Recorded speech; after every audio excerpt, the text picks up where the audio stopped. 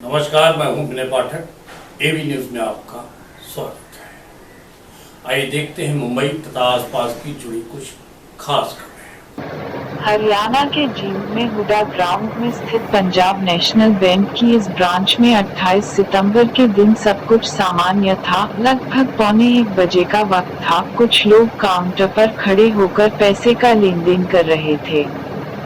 वहीं कुछ लोग चेयर पर बैठे अपनी बारी का इंतजार कर रहे थे। इन्हीं लोगों के बीच चुपचाप बैठा था ये लड़का। उम्र 10-11 साल, चेहरे पर मास्क और सिर पर टोपी। बगल में बैठे इस शख्स के साथ ये लड़का कुछ बातें कर रहा था। इसके कुछ देर बाद ये लड़का कैशियर के केबिन के अंदर दाखिल हुआ और महज 20 सेकंड में हाथ में ये थैला लिए बाहर आया और बैंक से तुरंत बाहर निकल गया। जानते हैं इस थैले में क्या था? इसमें 2000 रुपयों के 5 बंडल थे, यानी 20 लाख रुपए। जी हाँ, 10-11 साल का ये लड़का महज 20 सेकंड में 20 लाख रुपए चोरी करके रफूचक्कर हो गया। सिविल लाइन थाना पुलिस को बैंक के कैशियर सत्यवान ने जो शिकायत दी है, उसमें कहा गया है कि बैंक में आई नकदी के उन्होंने 5 बंडल बनाए और टेबल पर रख दिए। इस बीच कोई काम याद आया तो वो बंडल को टेबल पर ही छोड़कर दूसरे केबिन में चले गए। जब आए तो देखा कि 20 लाख रुपयों के वो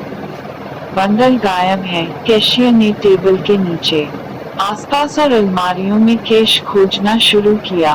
बैंक के सारे कर्मियों से पूछा गया। जब कोई जवाब नहीं मिला तो आनन फानन में सीसीटीवी फुटेज चेक किए गए और तब इस चोरी का पता चला। लेकिन इस चोरी की घटना को लेकर भी कई सवाल खड़े हो रहे हैं। अगर आप बैंक जाते रहे हैं तो आपने ये जरूर नोटिस किया होगा कि कोई कैशियर चाहे कुछ सेकंड्स के लिए भी बाहर जाता है तो अपना केबिन लॉक करके जाता है। आखिर इस बैंक का कैशियर इतना पैसा टेबल पर रखकर बिना केबिन लॉक किए बाहर कैसे चला गया?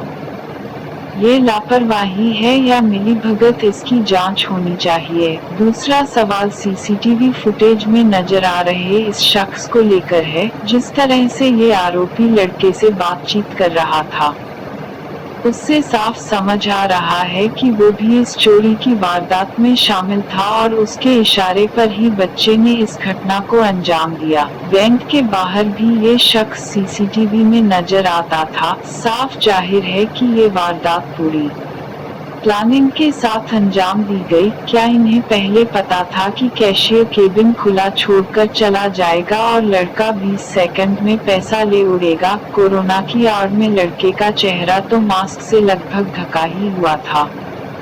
कैमरे से पहचान छुपाने की बाकी कसर ये टोपी पूरी कर रही थी। जाहिर है ये भी प्लानिंग का हिस्सा था। ऐसे में वीडियो होने के बावजूद पुलिस के लिए आरोपियों की पहचान कर उन तक पहुंचना आसान नहीं होगा।